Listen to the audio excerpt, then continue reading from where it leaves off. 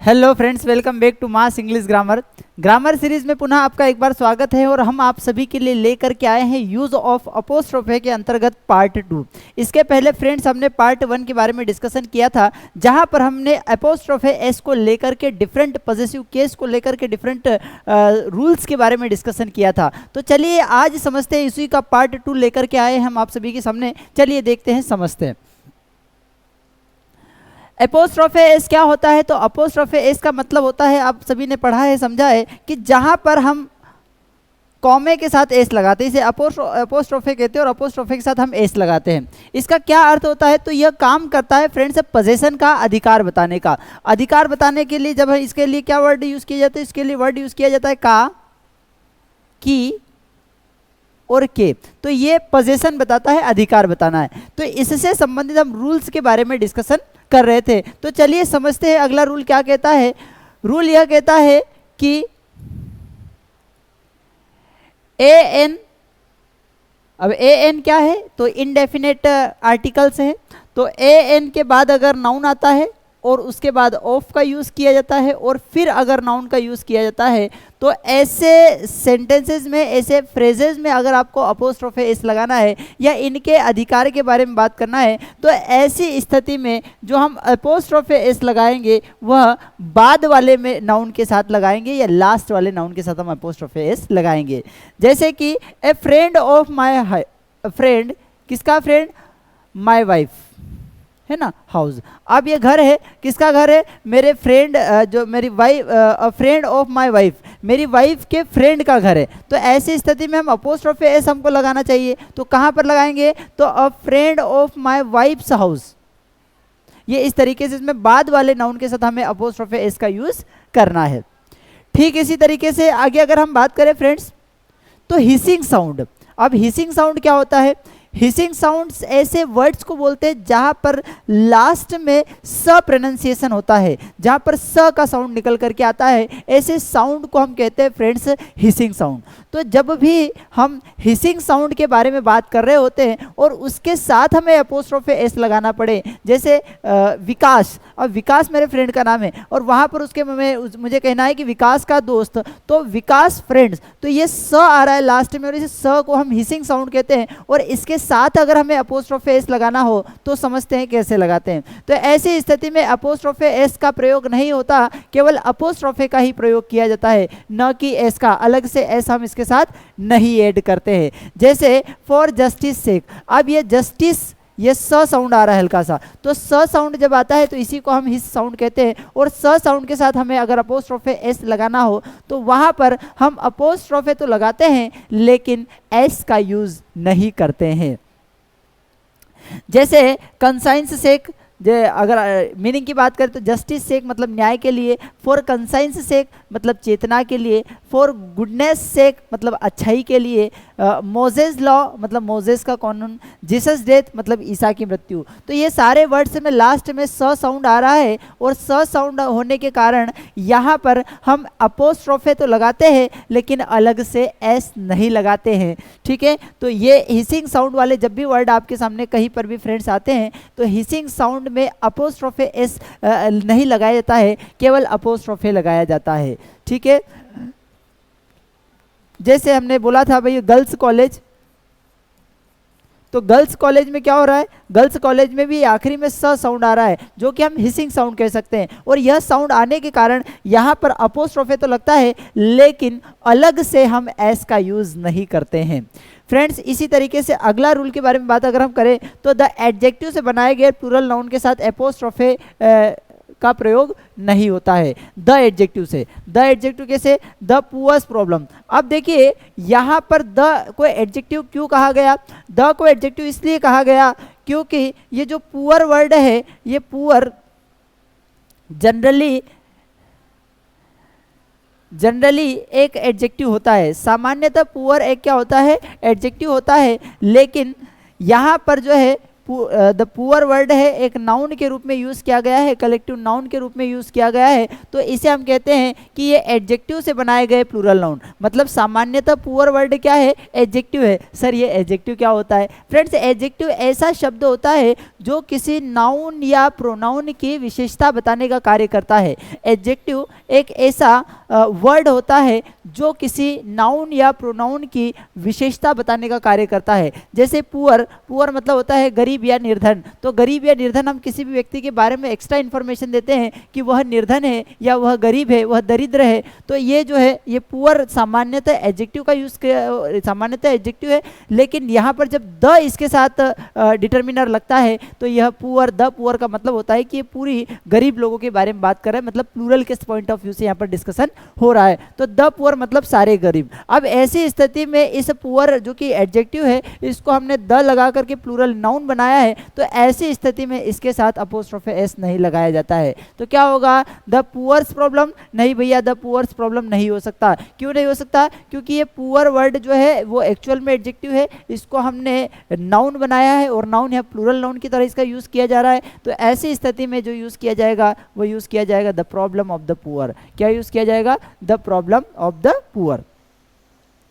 इसी तरीके से the blinds house, the blinds house मतलब हाउस ऑफ द ब्लाइंड। तो ये ब्लाइंड मतलब क्या होता है कि जो नेत्रहीन होता है उसे हम ब्लाइंड कहते हैं। और ऐसे शब्दों के लिए ये एक्चुअल में एडजेक्टिव होते हैं, लेकिन जब इनके साथ द का यूज़ किया जाता है तो ये पूरी कम्युनिटी को रिप्रेजेंट करते हैं, ये पूरी कम्युनिटी को रिप्रेजेंट करते हैं। द पुअर मतलब सारे गरीब लोग, द ब्लाइंड मतलब सारे नेत्रहीन लोग। तो ऐसे शब्दों के साथ जो है हम अपोस्ट्रोफे एस का प्रयोग नहीं करते हैं। तो करेक्ट क्या होगा? The house of the blind. I hope आपको ये बात समझ में आ रही होगी। अगर आपको ठीक ठाक लग रहा है तो लाइक, शेयर एंड सब्सक्राइब करते चलेंगे और अपने इष्ट मित्रों के साथ, दोस्तों के साथ इसको साझा जरूर करेंगे। आगे समझते हैं। City, village, court, town, hostel इत्यादि के साथ भी अपोस्ट्रोफे एस का प्रयोग नहीं किया जाता। किसके साथ? सिटी, विलेज, कोर्ट, टाउन मतलब गांव का जीवन। तो सिटीज लाइफ नहीं होगा, ठीक है। कोर्ट्स, कोर्ट का केस, तो ये अपोस्ट्रोफे इसके साथ नहीं यूज किया जाएगा। क्यों नहीं यूज किया जाएगा? क्योंकि हमारा नियम यह कहता है कि सिटी, विलेज, कोर्ट, टाउन और हॉस्टल इनके साथ हम अपोस्ट्रोफे इसका प्रयोग नहीं करते। आई do not like cities life, मुझे शहरों का जीवन जो है बिल्कुल पसंद नहीं है। तो I do not like cities life, cities life मतलब शहरों का जीवन। I do not like the life of the city, क्या होगा? The life of the city मतलब city, village, court, town, hostel ऐसे शब्दों के साथ हम अपोस्ट्रोफे एस का प्रयोग नहीं करते हैं। आगे समझते हैं। Everything, anything, nothing, all, many, both, each, इधर, निदर के साथ भी अपोस्ट्रोफे इसका प्रयोग नहीं किया जाता है। फ्रेंड्स ये हम जो रूल्स लेकर के आए हैं ये सारे इंपॉर्टेंट रूल्स हैं, सारे एग्जाम ओरिएंटेड रूल्स हैं। ये वे रूल्स हैं जहाँ से एग्जाम्स में क्वेश्चंस पूछे गए हैं। तो हमने ये सारा कलेक्शन लेकर के आए हैं। तो इन रूल्स को आप चाहे तो लिखते चल सकते हैं या फिर जो है इनको आप अच्छे से समझ लेंगे, रट लेंगे और उनकी प्रैक्टिस भी हम लेकर के आएंगे। तो आप देखते रहिएगा। Everything, anything, nothing, all, many, both, each, इधर, निदर के साथ भी अपोस्ट्रोफे इसका प्रयोग नहीं किया जाता है। नथिंग्स कलर नहीं होगा। क्यों नहीं होगा? क्योंकि हमने पढ़ा है कि एवरीथिंग, एनीथिंग, नथिंग के साथ हम अपोस्ट्रोफे इसका प्रयोग नहीं करते। द कलर ऑफ नथिंग, यहाँ करेक्ट क्या होगा? The colour of nothing is blue. तो इस तरीके से ये जो वर्ड्स दिए गए हैं इनके साथ हम अपोस्ट्रोफे इसका प्रयोग नहीं करते हैं।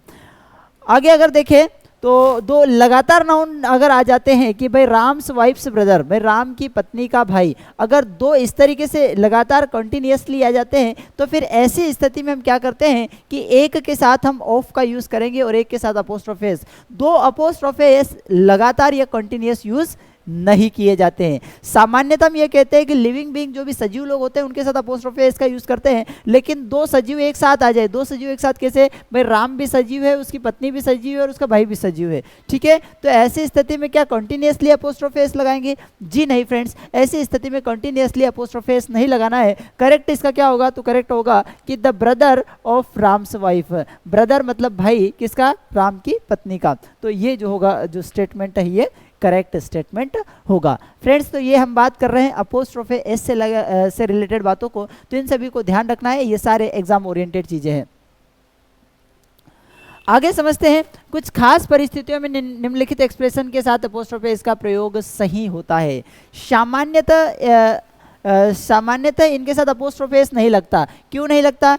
इसलिए नहीं लगता कि ये जो द ट्रेन है, ये ट्रेन निर्जीव है, और निर्जीव के साथ हमने पढ़ा है कि अपोस्ट्रोफी एस का प्रयोग नहीं किया जाता है, ठीक है। इसी तरीके से ये जहाज की बात हो रही है, और हमने ये पढ़ा है कि जो निर्जीव चीज़ें होती है उनके साथ अपोस्ट्रोफी एस नहीं लगता है, तो ये जहाज, ये प्लेन और ये बोट जो है, इनके साथ सामान्यतः अपोस्ट्रोफी एस नहीं लगता है। लेकिन बात क्या होती है कि जब हम इनकी प्रतीक्षा कर रहे होते हैं, तो हम प्रतीक्षा इनकी नहीं कर रहे होते हैं, प्रतीक्षा इनमें बैठे हुए लोगों की कर रहे होते हैं, इसलिए यहाँ पर इनके साथ हम अपोस्ट्रोफी एस लगाते हैं। तो द ट्रेन्स अराइवल या ट्रेन्स डिपार्चर, तो ये जो यहाँ पर यूज किया जाएगा, इनके साथ हम अपोस्ट्रोफी एस का यूज करते हैं, ठीक है। तो द ट्रेन्स अराइवल या डिपार्चर, द शिप्स अराइवल या डिपार्चर, द प्लेन्स अराइवल या डिपार्चर, या बोट्स क्रू अराइवल या डिपार्चर करेक्ट होगा। जबकि सामान्यतः नॉन लिविंग के साथ हम अपोस्ट्रोफी एस का यूज नहीं करते, और लिविंग बीइंग के साथ जो है हम अपोस्ट्रोफी एस का प्रयोग करते हैं। तो आई होप आपको ये बात कंक्लूडिव वे में अगर हम कहें, हम तो ये कह सकते हैं कि भाई जो लिविंग बीइंग रहेंगे, जो सजीव रहेंगे, सजीव व्यक्तियों के अधिकार की बात हो रही है, तो फिर हम वहाँ अपोस्ट्रोफी एस का बात करेंगे या अपोस्ट्रोफी एस का यूज करेंगे। लेकिन जब नॉन लिविंग चीज़ों की बात हो रही है, तो वहाँ पर अधिकार के लिए हम ऑफ का यूज करेंगे, जिसका अर्थ होता है का, की और के। अपोस्ट्रोफी एस जो लगाते हैं, इसका अर्थ भी वही होता है, का, की और के। राम का दोस्त, राम की फ्रेंड, राम का सिस्टर, तो इस तरीके से जो अपोस्ट्रोफी एस है, ये इसका अर्थ क्या होता है? का, की, के। लिविंग बीइंग के साथ हम अपोस्ट्रोफी एस का यूज करते हैं, जबकि नॉन लिविंग बीइंग के साथ हम अपोस्ट्रोफी एस का प्रयोग नहीं करते। आई होप ये बात आपको समझ में आई होगी। अगर आपको ठीक ठाक लगा हो तो लाइक, शेयर एंड सब्सक्राइब जरूर कर लीजिएगा। और फ्रेंड्स, हमारे अलग अलग प्लेटफॉर्म्स हैं जिनसे आप जुड़ सकते हैं। यूट्यूब चैनल पर हमारे 4 चैनल बने हुए प्लेटफॉर्म है, जहाँ पर मास्टर डी के नाम से मास इंग्लिश ग्रामर, जहाँ से अभी आप ग्रामर से संबंधित डिस्कशन देख रहे हैं, कमलेश सर ऑफिशियल, और मास ऑनलाइन स्कूल। यह मास ऑनलाइन स्कूल जहाँ पर आप स्कूल संबंधित सारी स्टडीज़ कर सकते हैं। मास इंग्लिश ग्रामर, जहाँ पर स्पेशली कॉम्पिटेटिव ग्रामर के बारे में डिस्कशन हो रहा है, ठीक है। फेसबुक पेज से भी जुड़ सकते हैं जो मास्टर डी पर है, टेलीग्राम मास्टर डी के नाम से, इंस्टाग्राम मास्टर डी ऑफिशियल और कमलेश यादव सर के नाम से। तो आप सभी हमारे प्लेटफॉर्म से जुड़ सकते हैं, और आप अपने थोड़ा नॉलेज को थोड़ा सा अपडेट कर सकते हैं और चीज़ों की जानकारी ले सकते हैं। ठीक ठाक लगा तो लाइक शेयर सब्सक्राइब जरूर कीजिएगा। Thank you.